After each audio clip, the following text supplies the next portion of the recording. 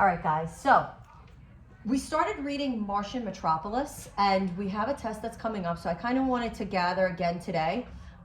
We have a new person here with us, John. Say hi, John. Terrence isn't feeling well today, so he's not going to be with us, but John is going to take his place.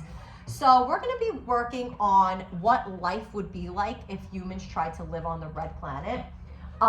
So who here feels like before they read the text, like living on Mars sounded like it probably wouldn't be that hard? Like it sounds like it might be fun, maybe?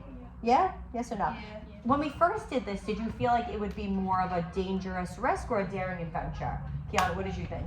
A dangerous risk. You thought dangerous risk from the beginning? Why did you feel like it seemed risky from the beginning? Because like it's a different planet and like it'll be more different. Okay.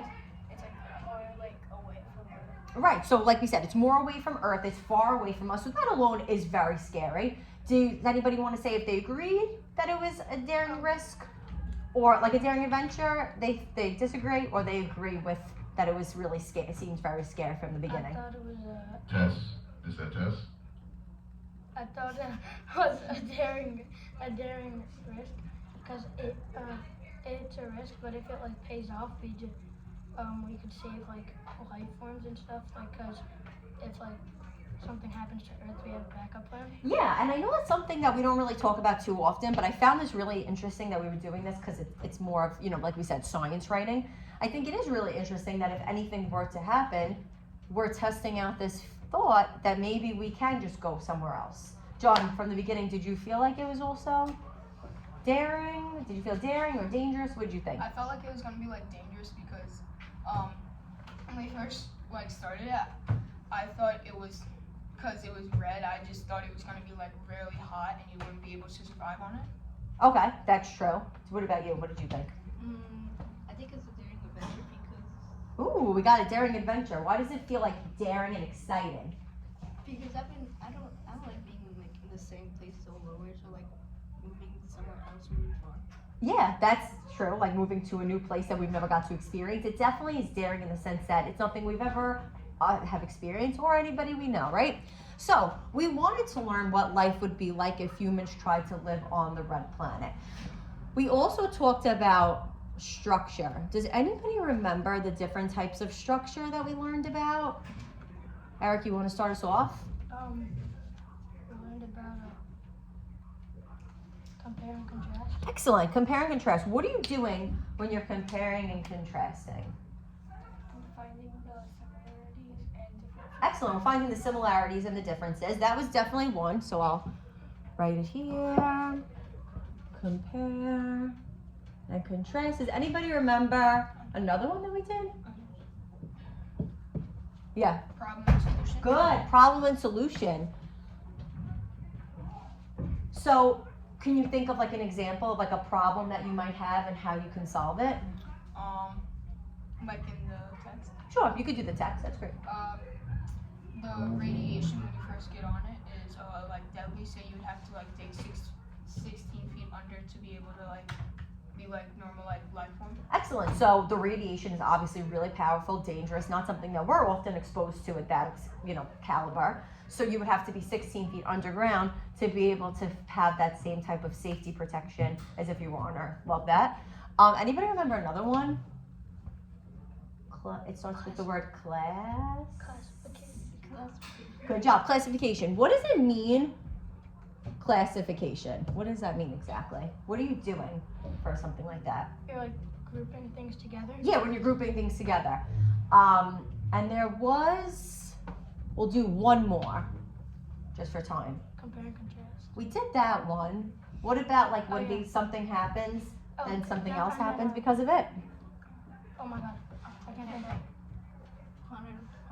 Oh, that's definitely one we could go over. Chronological order. I remember we talked about chrono. What does chrono represent? Time. Excellent. So when we're going in chronological order, we're going in the order that it happens, right?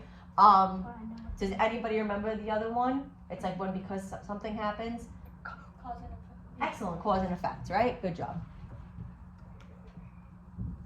So those are definitely types of structures that we've been learning about.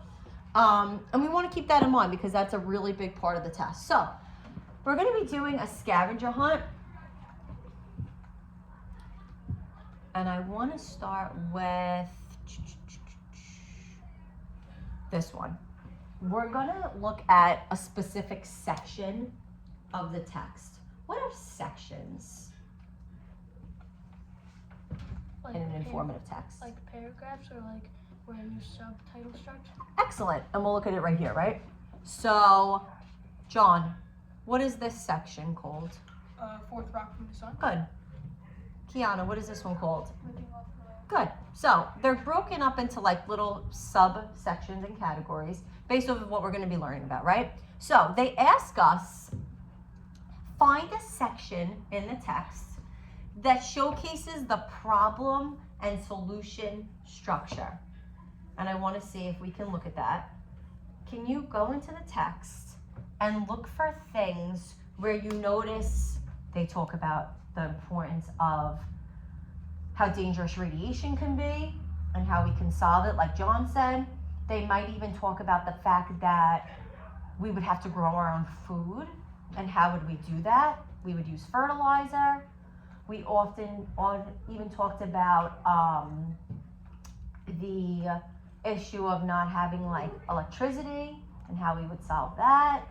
So it's like a problem and solution structure specifically in one part of the text. And I'll give you a hint. It is either, and you'll skim these paragraphs, it's either in Fourth Rock from the Sun or Living on the Land. Try to find it where they talk about how expensive things are and we're concerned about how we're going to be able to eat when we live there, how we're going to be able to ship things there. It's really expensive. There's a lot of radiation and different problems.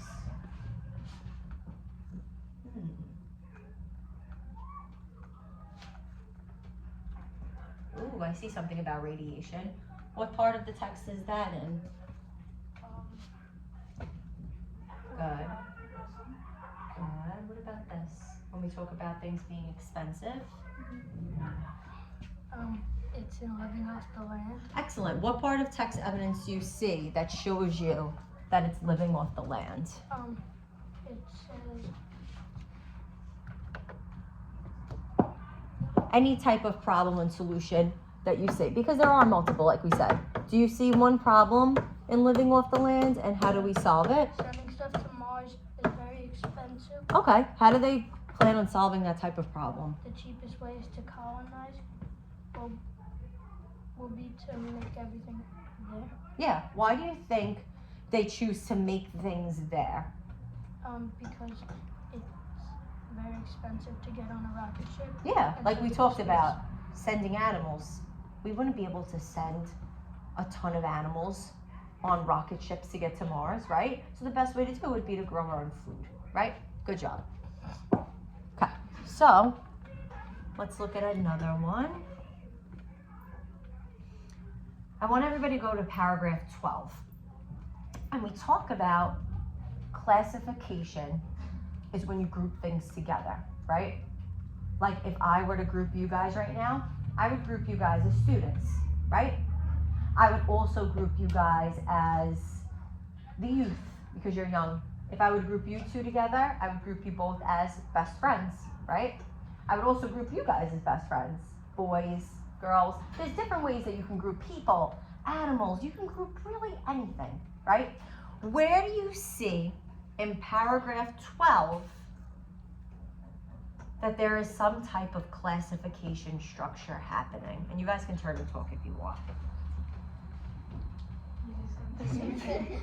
Yeah, we all got stuff too. I feel like everybody has them. Yeah, we all got the same thing. All right, so what did you put for like that? What do you feel like classification probably is? Can you read it out loud? The city won't need farmers to grow crops, cooks, people to run the spaceport and sewage plant, trash collectors, doctors, and nurses. The list goes on. Okay, excellent. So I'm thinking to myself that trash collectors, doctors, nurses, cooks, those all sound like very different types of people to me. How would you classify what that group actually is? Kiana?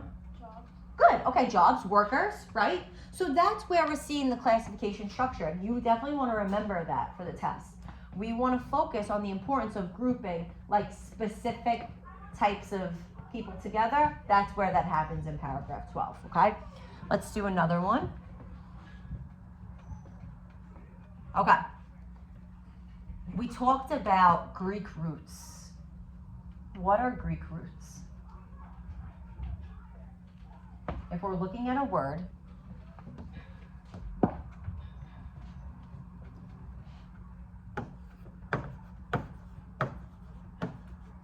what would you say the Greek root of this word is? Andrea? Submarine. Remember, it's the beginning of the word. Excellent.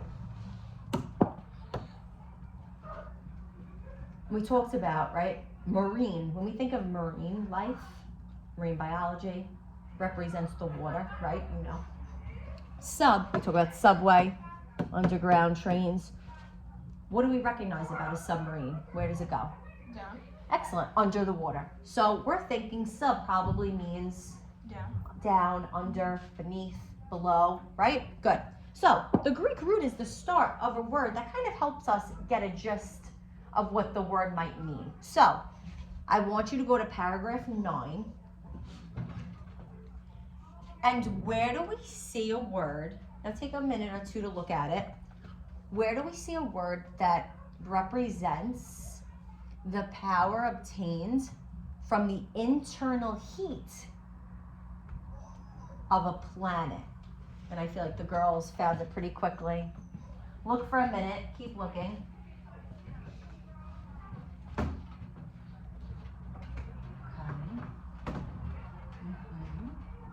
Okay, turn and talk. What do you guys think it might be? I'm more curious if you think it's the same word or if you think it's a different word. Geothermal. Why do you think it might be that? Can you turn and talk with each other? Geo means earth. Thermal means like temperature. Heat, earth. Yeah, Heat, heat earth. from the earth. Geo is like Heat, the study of yours. Yeah. Heat, earth, internal heat of the planet. Heat. Well, yeah. The definition. All right, you actually got it correct. Good job. Yeah, so geothermal, and I know we talked about that word, and I'm sure that's why you got it so fast. We talked about what geo represented the other day. Does anybody remember? And I heard you guys say it. Geo represents Earth, Study of the study of Earth or planets, right? Planetary. Excellent. Now, thermal. What do you think thermal might mean if we didn't go over it? Because I know we didn't get a chance to go over it. What is thermal? Like, if you're wearing a thermal, I actually am today. What is a thermal doing for me? Why am I wearing it under my short sleeve shirt? like making it warm. Yeah, it's actually helping to keep me warm, right? So it's like locking in that heat for me, so I'm not as cold as if I was just wearing my jersey, right? If we didn't go over the word, I would think like thermal or something like that. Would mean cold because like a thermos keeps your water cold. So I would think like it regulates temperatures. Oh, that's a good way to look at it. Actually regulates temperatures because it's actually good because if we have a thermos, it could keep like a drink hot or cold, right? So thermal though would be to like lock in that heat or the cold, right? Good job. Yeah, so geothermal is actually the word that you got right. Good job. Let's say we have a little bit more time if we could get one more. I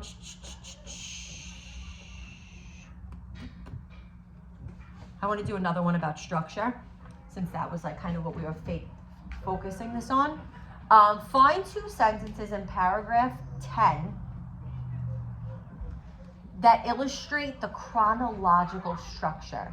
Now remember, chronological is in the order of time. So look for 2 sentences that symbolize time.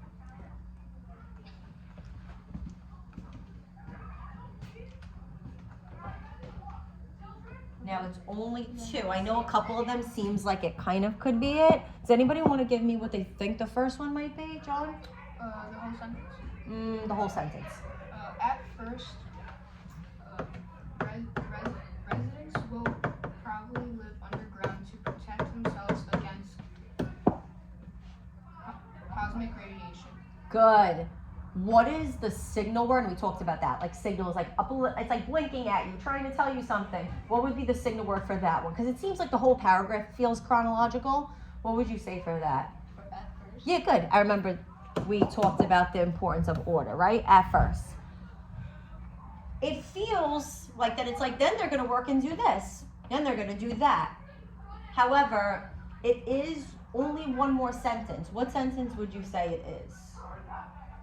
Once that's Good. Yes. Once that's in place. Do you ever hear like once upon a time when you're doing a story, right? When you're doing once, it's kind of putting you into that element of like what's happening next or what might have happened a long time ago, right? So it also symbolizes what word that we talk about when we think of chrono. Time, the element of time, right? All right, good job, guys. I'm very happy. I feel like you guys are definitely improving in the sense of like being able to take the text and use like the annotations, because we did make a lot of annotations to be able to dive in and get a little bit more comfortable. Does anybody have any questions so far? All right, good. So we're gonna circle back, and next week we'll probably dive a little bit deeper on something with respect to reading. But I'm definitely loving the results, and I think you both all are doing a great job. Thank you.